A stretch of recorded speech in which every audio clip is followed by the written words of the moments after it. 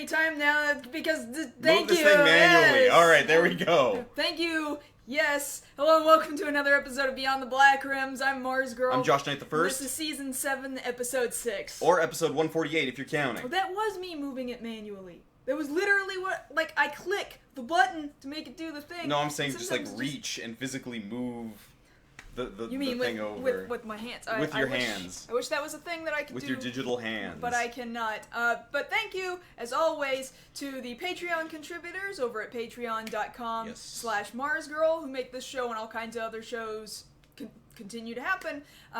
For example, Seeing Sentai has been a thing that has been returning.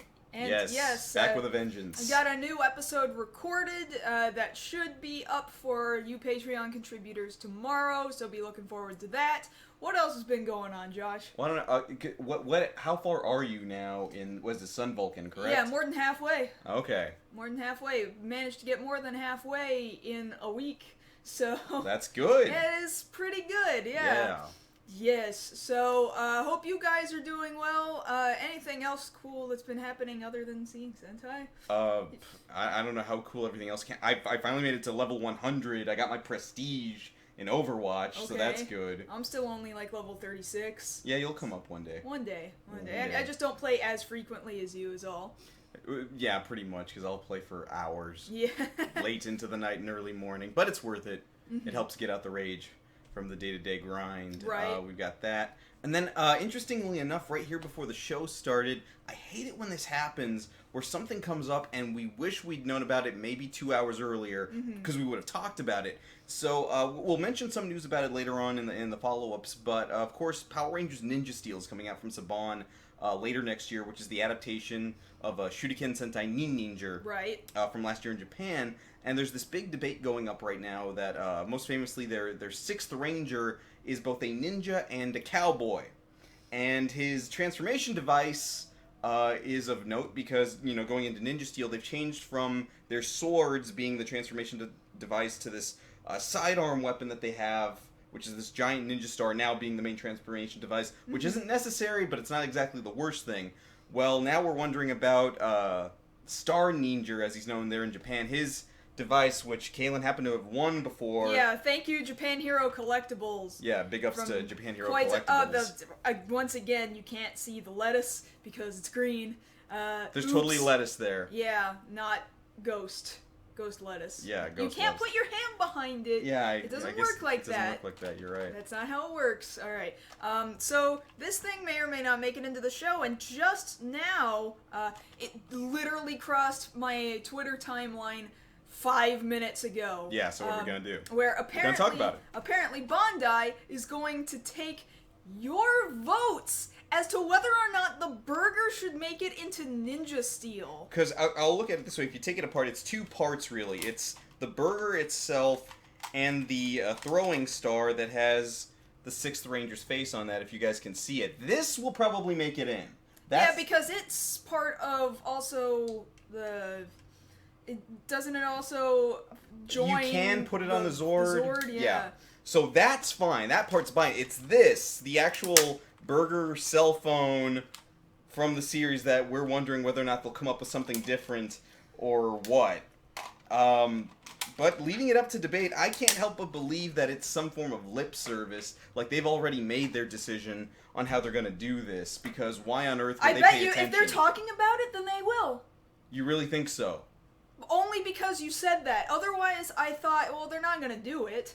But now that you have said that, I feel like, oh, well, then they wouldn't even address it. Like, that would be so stupid. Why would you even address it and then not put it in there? If they've already made their decision, because they already have to get to work making these molds and filling these molds and painting these molds and then creating box display art and all that mess, they wouldn't be talking about it if they weren't going to do it. If they weren't considering it. But Yeah, the thing about it is, Bandai and Saban are notorious for making decisions that they think look cooler or will sell better. And in this particular case, that's right up there. Like, they can't...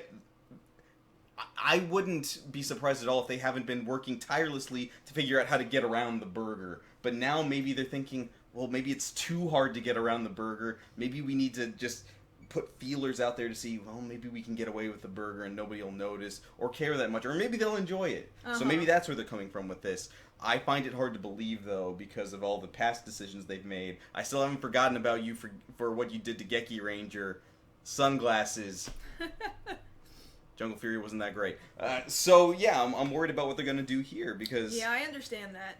Because, yeah, they've already made one major decision with changing of the transformation device. I wouldn't put it past them to do it again. So we totally made this into its own news segment. Well, no, it's a legitimate concern. But what you're missing is that this part is typically about us. Yeah, and then that's... but the way we feel about it, we come... Because when you think back to when it was announced, when we were just watching the show, we're from Texas. And so for us, it was a great, boost in the arm, because you remember you've had your experiences being over there and knowing what the Japanese people, what the Japanese people think of Texans. Yes. While you're out there. Yeah, because I ate, McDonald's had a promotion for these varieties of American burgers that were based on different states in the United States, and one of them was Texas, and the Texas burger was not very Texan, if you ask me. So that was some floppy bacon. I would not have put floppy bacon on that burger. Also, very strange sauce that I could not recognize. I had no idea what that sauce was. Was it like teriyaki or something? No, it was kind of orange and kind of lumpy. So orange lumpy sauce. Yeah, it was kind of orangey lumpy sauce. Why would you put orange lumpy sauce on a burger? That's just wrong. You know what? This is not relevant. Orange lumps are relevant, Kaylin. No, there's nothing relevant about this. We should probably talk about what is relevant to today's episode. Yes, because we do have a full episode. So, we did say that we would talk about something related to Tokyo Game Show, since we did talk about Tokyo Game Show last week, but it had not completed itself. But we kind of wanted to make a segment specifically out of Metal Gear Survive. There was a 15-minute long demo of gameplay, and then there was conversation with Hideo Kojima on his thoughts of what he is seeing coming out of Metal Gear Survive, and that stuff is all kind of interesting. Then our second story for the evening is going to revolve around this newly debuted, just maybe 24 hours ago, footage from the Ghost in the Shell live-action adaptation. We've got our first look at Scarlett Johansson in the role of the Major, something of a look at the visuals, what the tone's going for, what people are reacting to, and that's going to be our second story. Alright, and the third story is going to be in relation to YouTube heroes. This has been getting around social media quite a bit as of the last 24 hours, and we got words. It's some new thing that YouTube has decided is a good idea and might not be such a good idea, and you might have heard all of this before from other people, and we're just gonna kind of also say things about it, I guess. Yes, we got words. Several words about YouTube heroes. Maybe a sentence or two. Alright, but before that, I'm sure we've got a number of follow-up stories. Yes? Yes, we've got a couple of follow-up stories, although I do want to point out I don't blame anybody for believing that this should be turned into a Happy Meal toy, and that this would activate you being able to turn into Ranger Mayor McCheese. McDonald's Happy Meal waiting to happen. Exactly. Okay, so let's get right into the follow-ups, starting off with full-blown Justice League news. You didn't warn me. But you were ready. Kind of. There you go. Full-blown Justice League.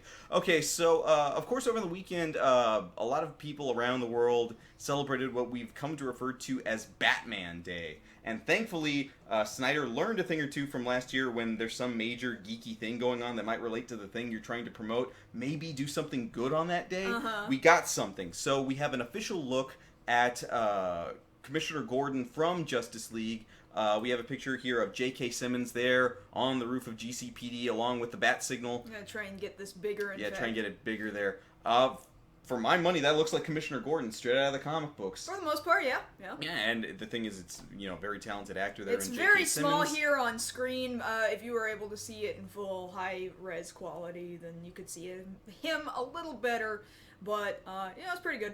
Yeah, it's what I wanted to expect. No look at him being super ripped, Master Roshi style. But I guess that's not that necessary for Commissioner Gordon. But good. That's something that makes me feel better about full-blown Justice League. Just a little bit. Only a little bit, yeah. Okay, and then over on the TV end of things, we've gotten our first look at a bit of footage for Supergirl Season 2. Of course, that will be premiering later this coming month over on the CW. Got a little bit of a look at her alongside Superman there in the series. They, of course, will be teaming up to take on Metallo. Not too much footage just yet, but just enough to see, how he looks there in flight. They're starting off with a team up, so that's good. Because I've just been going through the past season, which is on Netflix now. If you haven't seen it, go ahead and catch up. Mm-hmm. Going back to that episode with the Flash, man, it had the perfect balance and chemistry there between these two heroes. So I think it works in her favor if she plays off another hero. Yeah, I think that's true. That worked for the Flash episode. Any episode where Martian Manhunter was included, completely. So I imagine that hopefully they're bringing that same chemistry over to the Superman episodes. So we've got that to look forward to. Moving over to the Marvel end of things, we've got our first look at some action there on the set of Spider-Man Homecoming. This right here was taken in New York. We've got some stunt work being done by way of helicopter between Spider-Man and an unnamed redhead, who most people are assuming is Mary Jane's stunt double there for the movie. There's some footage involved as well. What are you doing? Keep talking. Okay. There's some footage involved in, if you go check online on Twitter, of Spider-Man and, I'll assume, for the sake of argument, Mary Jane, being tossed around in the air underneath a helicopter. We're not certain whether or not that's going to be composite footage where they just want to show them swinging, or if they are, in fact, hanging off a helicopter in the script. Mm-hmm. But it's nice to see that there's a practical effect being done there, where most of the time Spidey's swinging is done in CG. They're gonna CG out the wires, yeah. Yeah. I did not get rid of the full-blown Justice League image in the background, so... That's okay, you can do it now. Yeah, thank you. Thank you for your permission. Okay. Okay. Wanted to make sure you had that. Thanks. It's important. Thanks. Okay, moving on to some other television news. So, interesting development at Cartoon Network. Turns out, starting October 1st, so next weekend, Toonami is being pushed back by 30 minutes. So, it's going to start at midnight Eastern Time instead of 11:30. Okay, so it is being pushed back. Okay. Yes. Is that detrimental in some way? Does it matter? I don't think it matters that much. It's still going till 3:30 Eastern Time. Well, so meaning it's half an hour shorter. It's a shorter block. If it's still going to the same time, it means it's a shorter block. I guess. Yes, if it's being pushed back, but it still ends at the same time, it means it's 30 minutes shorter. I wonder who got cut. Yeah. That's going to be unfortunate. Yep, that's true. Ah, well, we don't even have cable. Okay, so moving on to some other news. Over in Shin Godzilla news, we have a bit of a quote here from director Hideaki Anno, who, of course, is the director for Shin Godzilla, which will be premiering here in the States in, it's only like 3 weeks away now. Mm-hmm. Can't wait to see it. Of course, they're talking now about sequels. Of course, the movie has been doing absolutely amazing over in Japan. No news yet on how well they've sold pre-sale over here. Those tickets are on sale now if you go to Funimation.com. But he says he's very happy to have worked on the project. He'd love to do a sequel. He'd love to see it. But ultimately, it's up to Toei whether or not they want to invite him back. Mm-hmm. But at the same time, I did hear him say in another article, I wish I had that article, he said, I'm done with Godzilla now, I'm sorry, I need to get back to Evangelion, sorry to keep you guys He did say that, I do remember him that. saying that. Yeah, that is a thing that he has said. So the thing about it is, he has brought his own touches to the franchise, but for the most part, all the reviews I'm seeing say that it's a positive touch that he's brought to the universe there of Godzilla, and it'd be interesting to see how he handled not just Godzilla, but any other monster in his universe. Mm-hmm. So I figure we might as well get his opinion on here. Let's bring it back out, guys! Shinji, everybody. You can't just make all the noises with your own mouth. I'm not doing somebody's got to do the theme. He's got to get out of here. All right, Shinji, everybody. All right, so Shinji, do you believe that Anno did a good enough job directing you personally in this movie? Didn't you ask him that question before? No, this is a completely different interview. Would you be happy to see him return to the director's chair in this next movie? Pretty sure you already asked him these questions. Do you think I've asked you any of these questions before? Just because that question was not one you asked him before doesn't mean the other ones were questions that you had not asked him before. Get that thing away from me. Alright, we're getting a little hostile here. Let Shinji, everybody. Every week until the movie comes out. No, that's alright, thank you. No. Just deal with it. Nope. Okay, moving on to some other news. We've got a few quotes out of the director for the Netflix Death Note movie that's coming out. They're saying the tone of the movie feels like the 90s movie Heat, albeit with a supernatural element involved. If you've ever seen the movie Heat, you know, Al Pacino, Robert De Niro, you know, a criminal and a cop going head-to-head in a very heated cat-or-mouse game. Yes, that's a good analogy for what Death Note is. Mm-hmm. So I'm very happy to hear that. He also said it's going to be still very dark in tone, very, very violent. And of course, Death Note has been lauded for its violence, you know, there through the use of the Death Note. So far, it sounds like it's going to be on track, but it would be nice if we got a trailer. Right, that makes sense. I'm waiting still for that trailer. Yeah, so we're Eventually, hoping. one day. We're everything. hoping. We're waiting for trailers for everything that matters. Pretty much. Okay, so getting back to some Power Rangers news here, we were talking about Ninja Steel a second ago. We got a bit of recasting that we weren't aware was going to happen, so they're just getting ready to start filming. It appears that the Yellow Ranger for the series has been recast. So now the role is being played by Nico Greetham, which is interesting to see. You see the new completely formed Ninja Steel cast there. It's interesting to see that now they've gone away from, oh wow, this is the first all-color, all multi-racial, without a main Caucasian actor in that set of Rangers, and now we've got one in there. Some people saying, oh, well, it's because they were complaining, or no, there's nothing major to it. I think it's fine. I'm glad it happened. Disappointing. I'm glad it happened now, before filming started, because it would have been weird had the guy, because apparently it was a scheduling conflict. That's what they're saying happened. It would have been weird if the scheduling conflict had happened a couple of days into filming. Yeah. Because then that would have created a bigger problem for them. I just wonder why it is a scheduling conflict was created so soon to filming. That seems bizarre to me, after they made a really big deal announcement over Yeah, it. that does look a little weird to me too. Like, I'm not gonna lie about that. But at least they've got it done. It's not gonna affect filming hardly at all. They got him in there before they started shooting day one, so they're still moving forward with it. Alright, I guess. And then, of course, related to that, we're staying on top of the Power Rangers reboot movie, got the pulse on top of all the news happening. There's been a lot of news recently.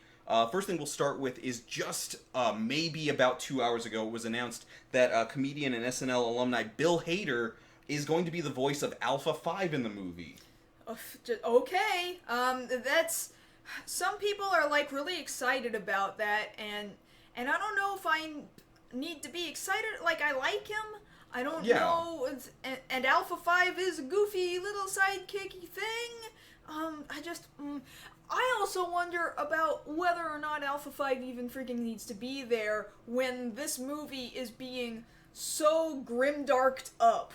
Well, see, that's what I'm starting to wonder about as far as tone goes. Yeah, so tonally, I don't entirely understand. Well, I think Lionsgate and Saban are finally starting to realize that that's a problem, or at least a concern people are starting to have.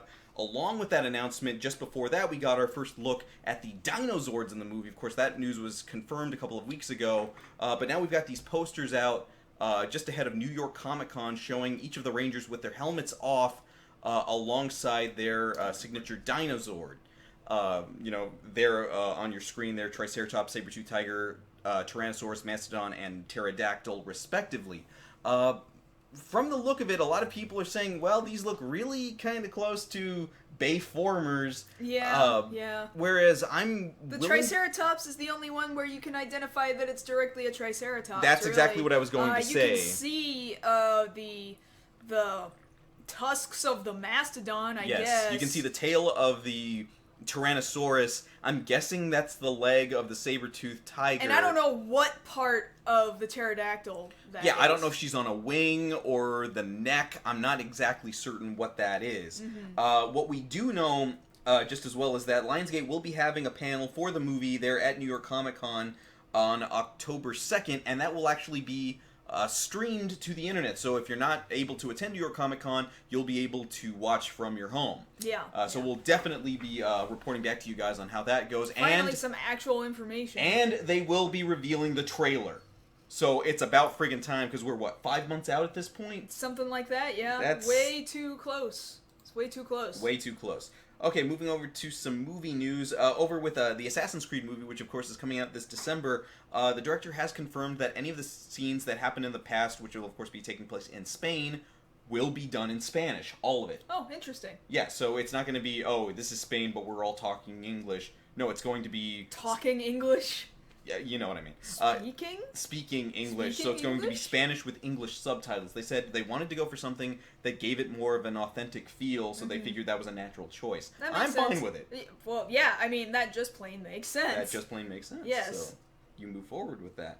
Okay, just to bring it up because it was a thing, apparently now the 4 guys there in the car in Final Fantasy 15 are trying to sell you cup of soup now. Nissin From noodles. Nissin, yeah. That's not really the first time that Nissin has partnered with different fictional media. You remember the guy who was the director of Akira? They made an entire little commercial-length long series of videos that turned into one big movie about going into space. And then, That's right, and yeah. then they had the noodles, and then there are different anime that come out from time to time, and they turn their advertising into advertising for Cup Noodle. Like, Yes. Cup Noodle is just... They've got yen to throw around at whatever marketing they want. And Right. So does Square Enix, apparently. They buy into all the marketing. All of it. So that's not surprising to me at this point at all. Okay, moving on to some Pacific Rim 2 news. We've got 2 bits of news there. One, they have confirmed that they will be primarily filming in Australia for this movie. And the second bit, we've got a new bit of casting news. Actress Jin Tian has been given a leading role in the movie, but again, no word on who she is exactly. So we've gotten a lot of casting now. We're still hearing, all right, we're moving forward, we're going to start doing this. Well, we're not going to necessarily know a whole bunch of the characters because time has passed. Well, see, now that's my question. How much time has passed? Well, we know if the son of Stacker Pentecost, he's an adult male right now. I mean, time has passed. A significant amount of time has passed. But we'll have to see just how much movie time has passed. So that's important there. And then over on the Battle Angel Alita end of things, we've got actor Ed Skrein, who was most recently seen as Ajax in the Deadpool movie, has been cast as another villain for that movie. So that's still moving forward. Cool. Good positive news there. And then on the Tokusatsu end of things, we've gotten some on-set shots done for the Kamen Rider Ghost, Kamen Rider Exade movie war. They're filming now for that movie war, which will debut in December. From the looks of the set pictures, it looks like both Ghost and Exade will both get power-ups, allowing them to use the other Rider's form. So Exade will get a Ghost power-up, and Ghost will get an Exade power-up. Yay. Yay. They do that, I guess. They do that, and they did it with Gaimon Drive, so... It's not something I'm that interested in, but they do that. Go them. Okay, great. Another collectible. Yay. But the series does start in 2 weeks.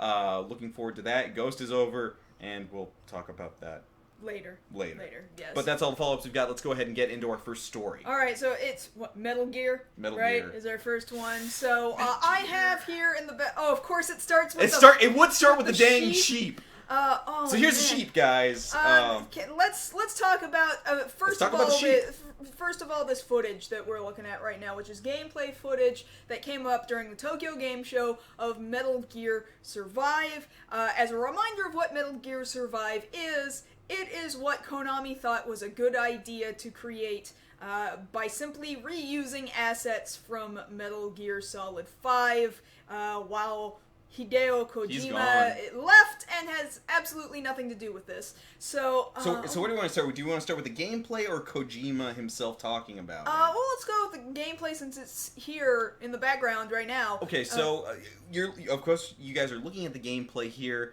where it's very objective based. You've got to get from point A to point B. There are defense missions. There are some forms of stealth here, so it's kind of a Metal Gear game, but not nearly as much as you would recognize it from the series proper. Apparently, a lot of this is having to gather materials, work on your defenses, and then strategically take out these not quite zombie creatures. Creature. Oh yeah, creature. It's very funny the way if you've seen the footage for yourself, the announcer there speaking in Japanese is very moody, and he almost sounds like the Japanese version of the "In a World" guy. So he's like, creature. A creature has appeared on the screen. Let's see them team up to take it out. Yeah. That's what that sounds so, like. So, really, looking at this footage, I like it. Not quite Metal Gear. Yeah. We're looking at this footage, and you're kind of left wondering, is this on the Fox engine? Well, they say it is, but parts of it just don't look all that great. It looks kind of sloppy. It's questionable even if this was online content. Even for that, it looks kind of... Really? This is the best you guys are doing, Konami? Well, even Metal Gear Online... look better than this. Well, it was on the Fox engine.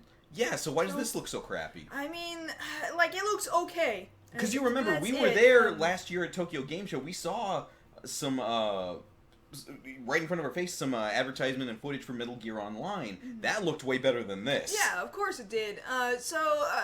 Forget what the story is, right? What story? Exactly. There's really next to no story. It feels genuinely as though what I'm looking at is another game that they were developing, and they decided, well, we don't really want to put a lot of money or effort into developing a brand new IP or idea. Let's reuse assets from a pre-existing thing that nobody else is doing anything with anyway, and that's where we're going to get this game idea from. So you're a 4-player team, which we knew about before from the previous trailer, and you can designate certain people to go be like, hey, go and pick up this box over here that's full of stuff that we're going to need, and then bring it on back to this point. We're going to go meet you over there. It looks like this really, if you're doing it right and if you're playing it well, then this looks like it'll be very, very short.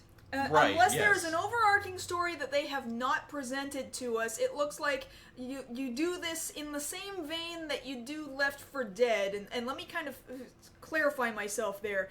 They're really relatively short missions that you can kind of repeat over and over again. Really, it feels like part like something like, say, H1Z1 or something like that, where... Really, H1Z1 could take a while, though. Well, yeah, but the thing I'm saying is if I wanted to play a game like that, I would play that game. Yeah.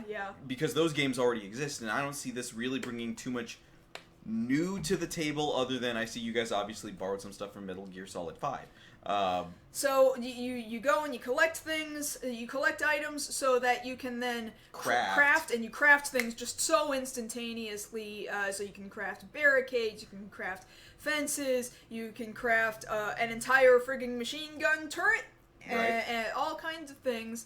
And for some reason, just the gameplay doesn't look fun.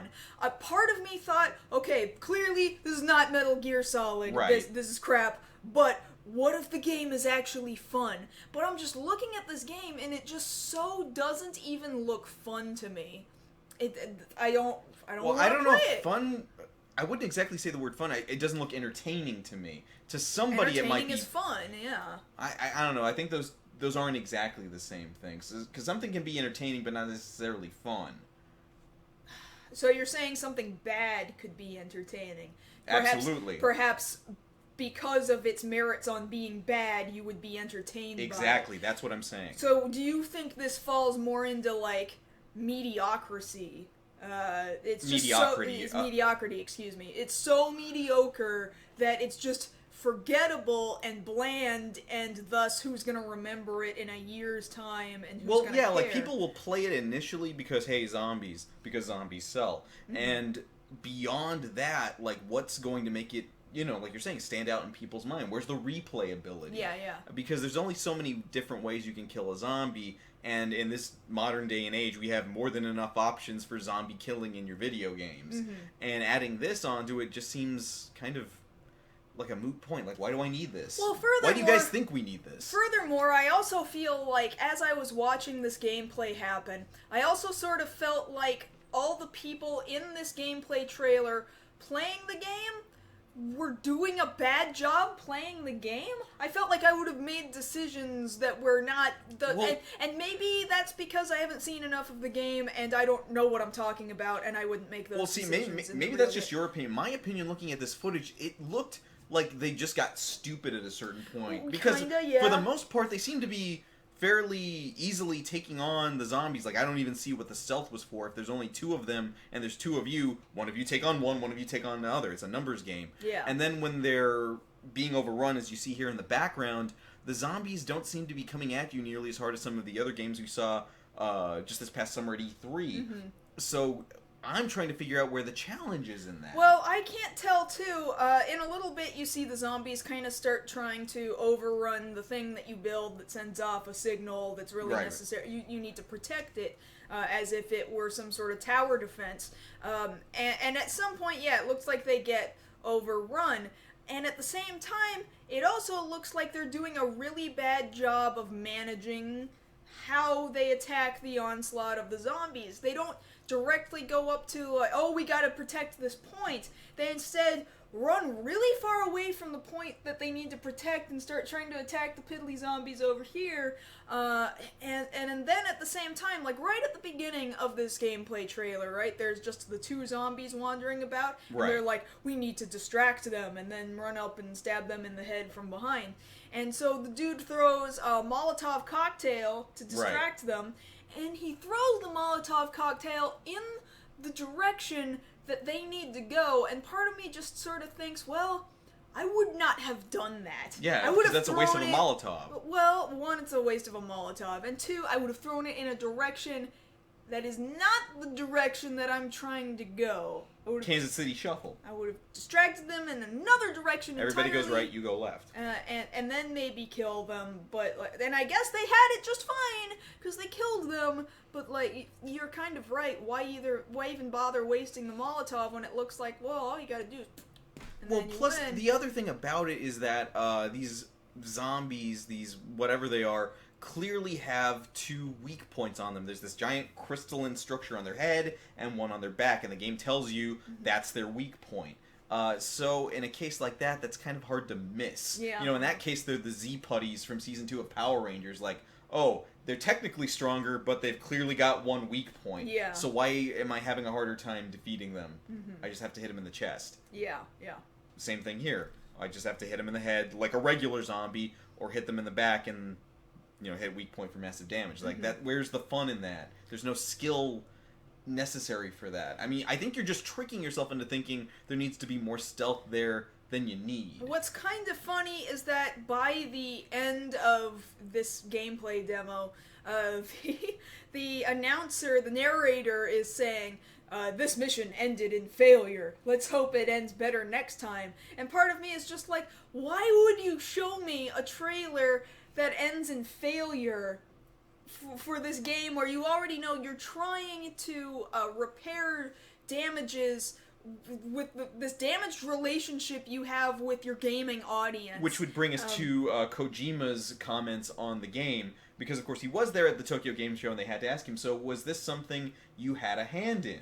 And he was just kind of sitting there like, no, it's got nothing to do with me. And he further goes on to explain, this is supposed to be, you know, a sci-fi, tactical espionage with political fiction, right? I was just reading it and then it jumped away from it. Then why does it have zombies, basically? Now, he's kind of full of himself there. But he's got... Let the man talk, for one thing. I mean, his stuff gets weird. And it's not like there haven't been zombie-esque, scientifically zombie-esque things in his games before. But, I mean, at the same time, if you were to listen to the audience's reaction also... They were elated to hear his words. When he says, it had nothing to do with me, everyone was yelling, woo! Arigato! Thank you! Arigato!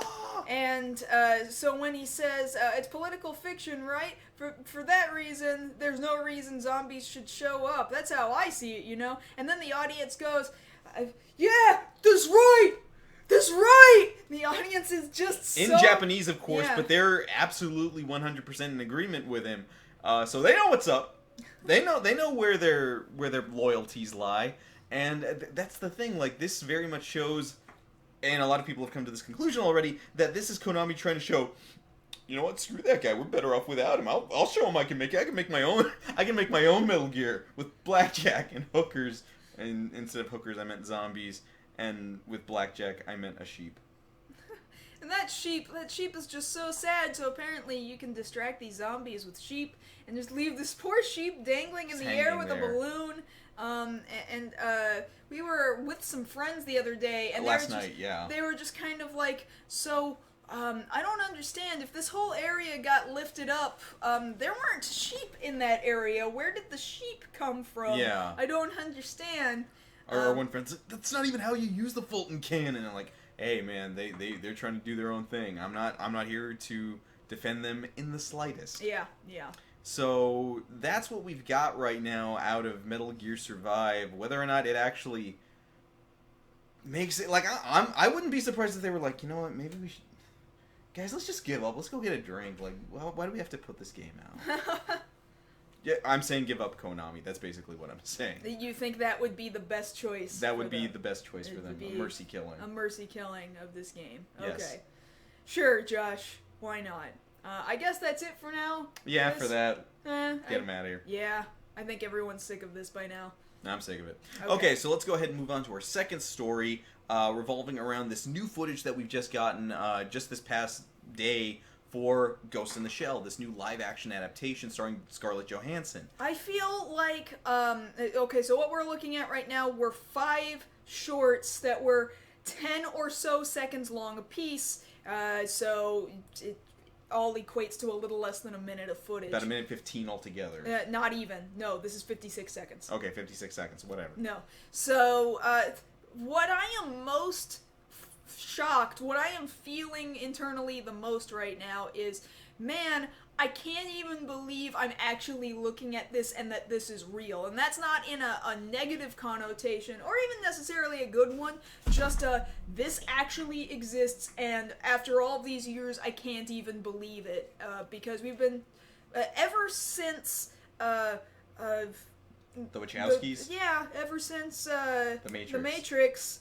It was this realization of, oh, we could do that. We could have a Ghost in the Shell movie, but I guess we just couldn't call it Ghost in the Shell right away because the world wasn't ready for it yet, or at least America wasn't ready for it. Because that was kind of the thing that we over here in Hollywood, I should say, have been toying with for the longest time. You know, they wanted to break into the anime movie market, but you couldn't straight up do it. They've been toying with it, and you kind of just had to take elements of things and throw them in there. That's how the Wachowskis borrowed things from the Matrix, for the Matrix, from Ghost in the Shell. Something like Chronicle, borrowing from Akira, this, that, and the other. It's happened all over the place. And of course, now we're actually looking at the footage. It's here. It's right here in front of us, and now we actually get to comment on it.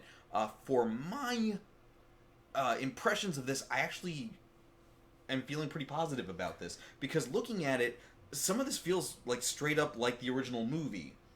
Seeing Scarlett Johansson's Major there on the table, pulling the plug out of her neck, the doll walking down the hallway, the kind of weird, unsettling feeling, the little bits of music there have, that feels like the original movie to me. I feel like the imagery is fine, for the most part. Granted, we have only seen seconds. Yes. You know, so it's too hard to jump to any solid conclusion, I think. However, it's a pretty good start.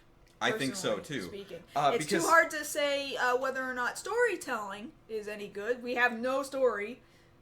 We just know the Laughing Man will be in there somewhere. Right. Otherwise, we have no story. So, well, see, here's the thing. Here's the thing I'm wondering about, because that's kind of the weird dichotomy that you have there, because you have the original movie, which is different in a lot of ways from Shiro Masamune's manga. Right. And then that is different from the different television series. That's different from Standalone Complex, which introduced the Laughing Man, which has a completely different flavor, because you've got hardcore fans of both. You know, I really love the movies. Well, I really love Standalone Complex. I actually prefer Standalone Complex to the movie. Not to say that the movie's bad. Of course, it's a classic. But I kind of like the more linear storytelling and not so philosophical aspects that are really more so in the other movies like Innocence, crammed down people's throats. No matter how far an ass travels, he will never become a horse. Thanks, Bato. And I'm wondering if we're not going to get some of that, because you can't not have that.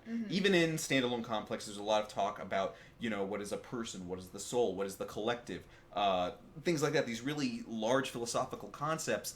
And going into this, where it looks visually more like one, but you tell me it's adapting another, I'm wondering how you're going to blend that. Right. Now, admittedly, for both ends of it, you're showing me, okay, mood. I'm definitely getting a sense of mood. It's kind of weird, a little unsettling. The lighting is very drastic. So that feels more like I said, like the anime movie. But what I'll need to see next, hopefully from a larger trailer that we'll have coming, is the action portion. Yes. We'll need to see. I will be very upset if we get through one whole trailer and I do not see the Major putting on active camouflage and jumping off a building. That needs to be there. Yeah. Like, there's that just iconic shot. But does she need to be naked or not is the question. I think that's optional. Yeah. Because that was not even an issue in Standalone Complex, for example. She did not need to be naked. My understanding is that the director of the first movie, that was like, he was largely playing with his own fetishes in that film. So, in some ways, it was really, really uncomfortable. He directly said, one of the last scenes where the Major, her body is being, like, nakedly ripped to shreds, that this was a fetish of his, and after hearing that interview, I was just like, I'm not gonna watch this again for a while now. Yeah, you gotta I take know a this. Yeah, like you kind of want to let yourself forget about that part. Yeah, and then okay, I'll watch it again later. And then we kind of keep scrolling through it. You see there our first look at Takeshi Kitano, or Beat Takeshi, as Aramaki, the chief head of Section 9, the organization that they work for. Not sure what his context is going to be as far as this, because he's clearly shot somebody with a revolver. He's emptying out the case. You see it there. Like, what's going on? What does Aramaki have to do with all this? Where I do appreciate, hopefully, if that's what that's showing, that Aramaki has more of a place in the story instead of just being this figurehead that sends them out. Okay, go take care of this terrorist situation. How much English does Takeshi know? That's the thing. I don't think he hardly speaks any. I know. I don't think he's too old. He can only do so much English if he doesn't already know English. So I'm wondering how they're going to handle that. Yeah. Because clearly, the Major, Bato, they'll be speaking English. But there are one or two Japanese members here in the movie that they've got of Section 9.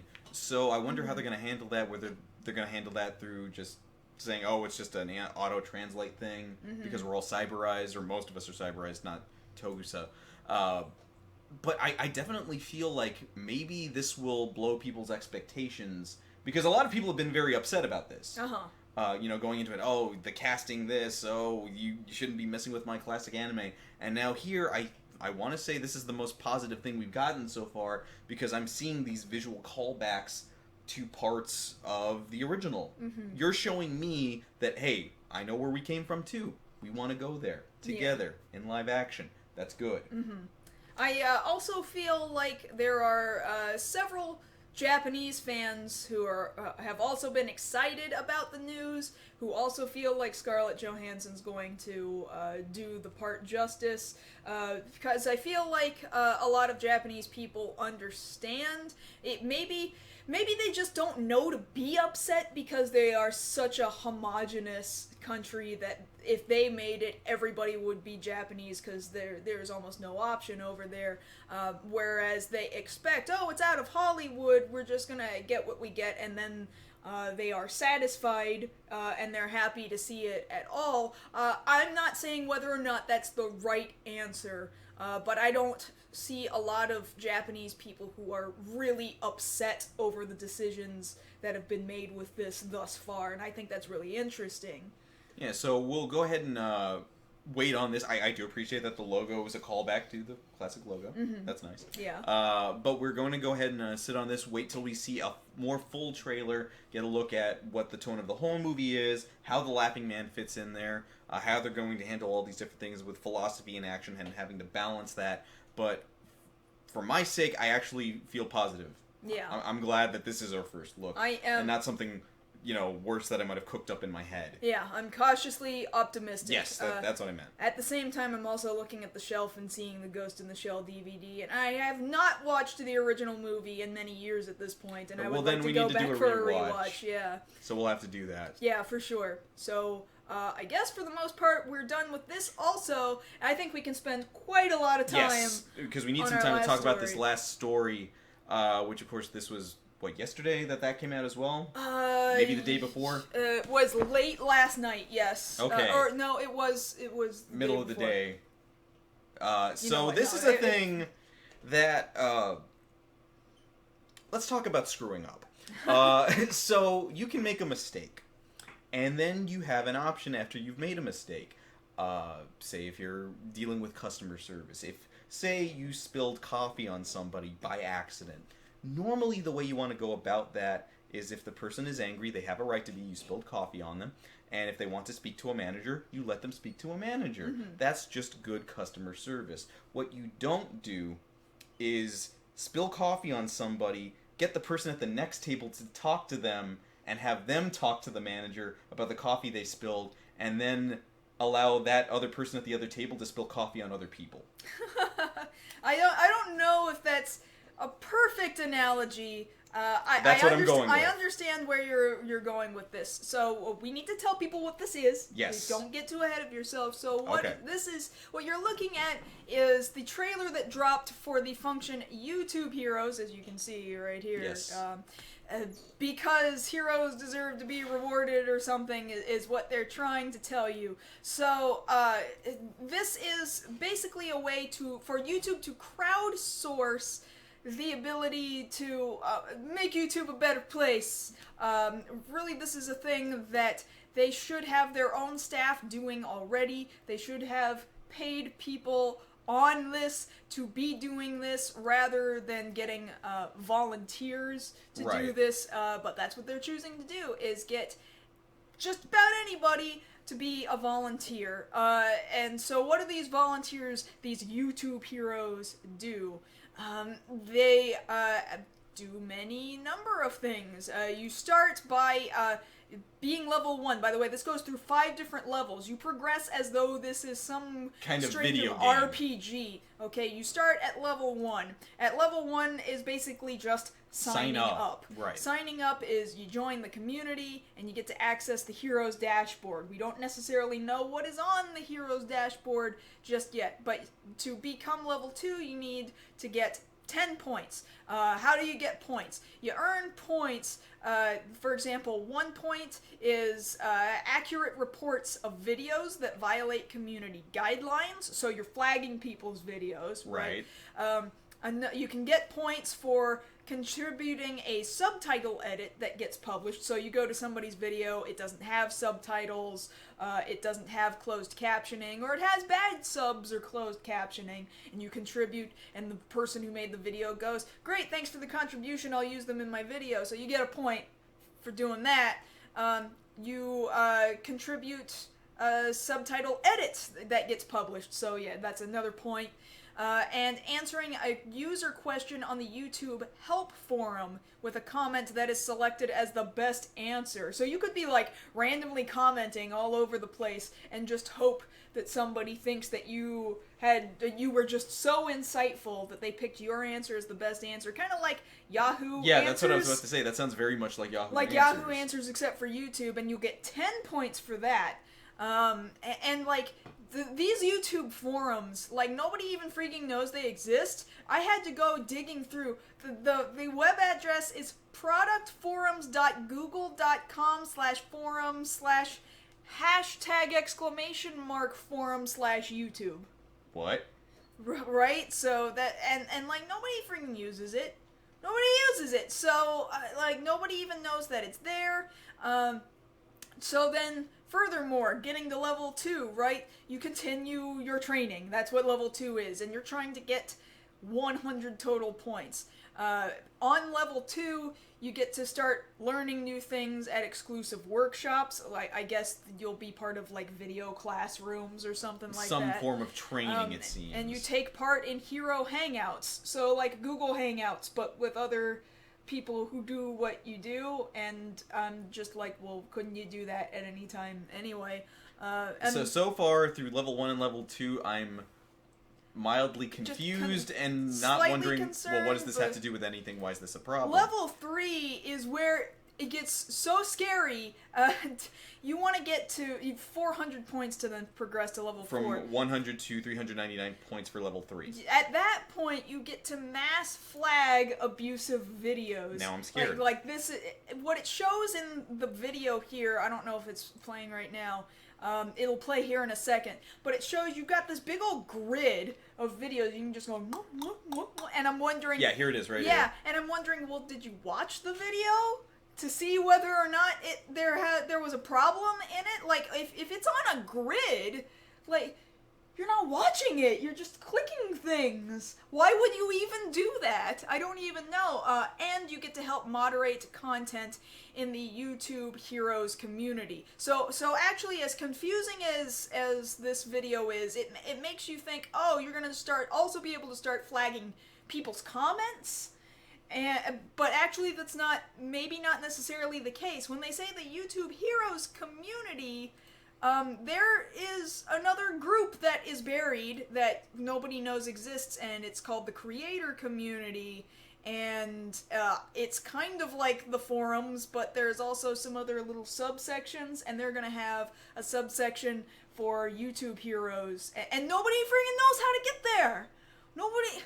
So you flag people's conversations, and that's what that is. Yay. Then level 4, what's in level 4? So level 4, you get to start going behind the scenes. You get sneak preview at product launches, so I assume it's like a closed beta of things that YouTube wants to implement, and you're going to be one of the first people that gets to access that stuff. And it's finally at level 4 that you get to contact YouTube staff directly. You actually get to talk to a human being. My God! I need you guys to understand how ludicrous this is, because my YouTube channel has been active for more than 10 years. More than 10 years. I nearly have 8,000 subscribers, which really is not all that big, but it sure is bigger than it was 10 years ago. And never once have I spoken to a live human being with YouTube. And the only way that I've been able to do that is because I'm fortunate enough to be partnered with Screenwave Media, which is a multi-channel network. And Screenwave Media has people who have contacts within YouTube. So I have to talk to a person in Screenwave to get Screenwave to talk to a person at YouTube.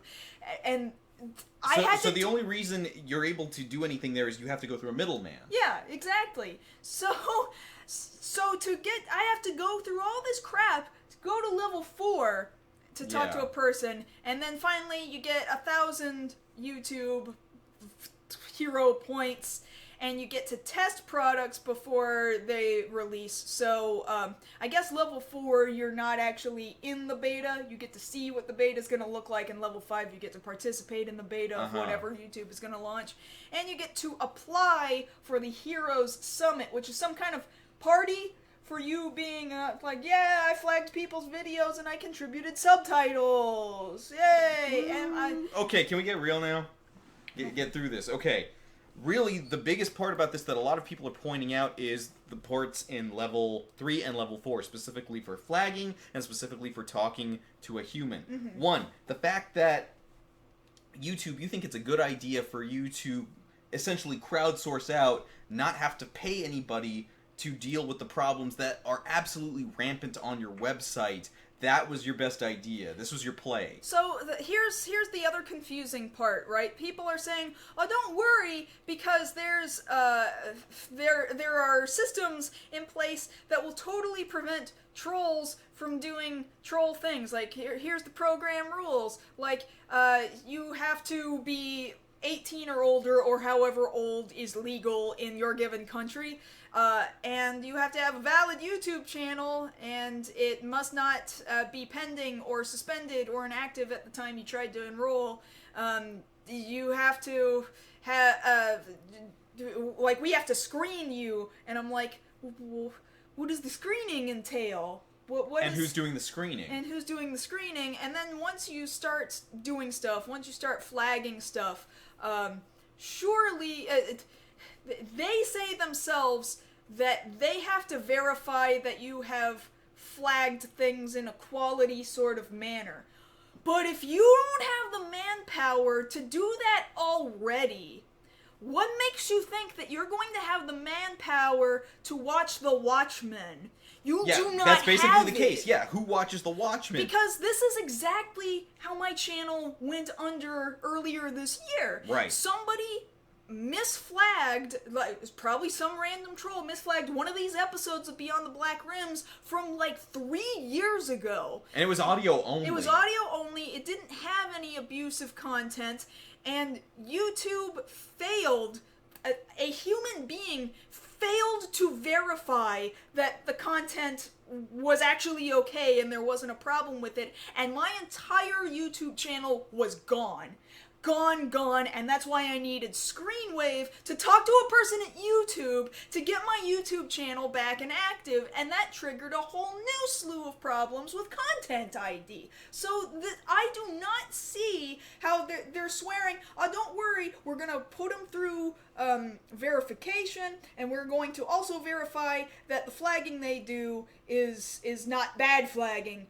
You don't have that manpower. It's self-admitting you don't have that manpower. Right, because at that point you're admitting, one, you don't have that manpower, and two, what makes you think I'm going to buy that you're going to be able to watch out for these people who are going out there and basically doing your job for you? Mm-hmm. Because let's be real about this. Even if you've got these things in place, there are some people out there currently who are just chomping at the bit to be able to get through the system so that they can have that mass flagging ability, mm-hmm. who really all they would need is something akin to a grudge against somebody. You know, these big namers out there, like, "Oh, I didn't like what they said about X game," or what they said about this movie. And you as a person, I just plain don't like you. That person could very easily get through the system, do as much as they need to, and then ruin somebody. Mm-hmm. And that is terrifying. Yeah. And the thing about it is, I imagine within the first, couple of days, month, whatever, of this being implemented, once people get to that status, the abuse itself, it's built in there, almost there on at the beginning of the video. It should say, "YouTube heroes, please abuse this." Yeah. And that's the thing. Everybody's terrifying because the terrifying thing is, this is, again, with every other story that we've reported about changes that YouTube has made, you're not just dealing with videos, you're not just dealing with your own bottom line, you're dealing with people's livelihoods. Mm-hmm. People are having to make a living through YouTube here, and if you're leaving this pretty much in the hands of amateurs, then what hope does anybody else have? Because again, this dissuades people from wanting to get into YouTube, because, like, why would I want to try and make video content if nobody's going to be watching my back, because the person who's looking out for my content barely started doing this, and they're not getting paid for it, and if they screw up, what are the repercussions against them? Mm-hmm. Because they just screwed up, slap on the wrist. Me, I'm out a month's pay. Yeah. Now, furthermore, Google, by their own admission, says that YouTube is, like, hemorrhaging money for them. YouTube doesn't make them money. So, it's like, are they trying to screw up on purpose? Are they trying to drop YouTube? I think the best possible scenario is that Google sells YouTube to somebody else who's going to treat it better. That is the best possible scenario, unless some other YouTube similar-ish video sharing site comes up and creates a competitor for YouTube that is equal in opportunity and possibility for pay and all that jazz. It sucks that you would have to basically start building your network all the freak over again. But those are the only two options. Either somebody else comes in and takes their place, or Google sells YouTube. I almost hope Google sells YouTube. I hope that that's what happens. Because at this point, like you hear the terror in people. You see it there all over Twitter. If you go look for the hashtag YouTube Heroes, you tell me what people are saying about this and see how negatively this is being received. And it hasn't even been implemented yet. Oh, they turned off the comments. And they turned off the comments for the video. Yeah. So, like, I'm gonna bring up the video here. Pardon the noise of it for a second. If I actually go directly to the video, I think there's been there's been 833,000 views. But look at these... almost 300,000 thumbs down and only 4,000, almost 5,000 thumbs up. There is a blip this small of approval on that little likes versus dislikes bar. It's ridiculous. Nobody wants this. Nobody wants this. That's where we have to end it. Yeah, that's where we have to end it because we're out of time. We're out of time. I told you we could talk about this for a while. We could keep talking about this if you want during the post-show, since you guys are here with us live. Thank you very much for being here live. Stick with us for another half an hour so that we can continue doing Q&A stuff with you. But if you are with us on YouTube, and hopefully it has not been flagged into oblivion by YouTube heroes, please. I hope you guys then get the chance to come down and talk with us on Thursday nights at 9 p.m. Central on twitch.tv/MarzGurl, and you can talk with these guys, and you can talk with us for that additional half an hour. Yes, and during the week you can always talk to us over on social media. On Twitter, I'm at JoshKnight1st. And I'm at MarzGurl. So that having been said, that's been tonight's episode of Beyond the Black Rooms. We will see you guys again next week. Thanks, guys!